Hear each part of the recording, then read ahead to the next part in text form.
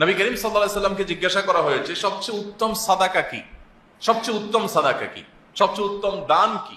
তিনি বলেছেন সবচেয়ে উত্তম দান হলো, দানের ক্ষেত্রে সবচেয়ে উত্তম আইটেম হলো সাকিউল মা, মানুষকে পানি পান করানো। তো এই যে উত্তম সাদাকা, এই উত্তম সাদাকাটি করবার সুযোগ আমাদের তৈরি হয়েছে। এবং হাদিসের ভাষ্যটা একটু আমরা লক্ষ্য করি, দুটি শব্দ, সাকিউল মা, সাকিউল মানে পানি পান করানো, পানি সিঞ্চন করানো, পানি দ্বারা সিক্ত করা, মা মানে পানি, পানি দ্বারাই সিক্ত করা, এটা হলো সর্বোত্তম সাদাকা। এখানে নবীজি বলেন নাই মানুষকে সিক্ত করা, অর্থাৎ শুধু মানুষকে পানি পান করিয়ে সিক্ত করলেন, এটাই শুধুমাত্র উত্তম সাদাকা নয়, এটাকে তিনি ওপেন রেখেছেন।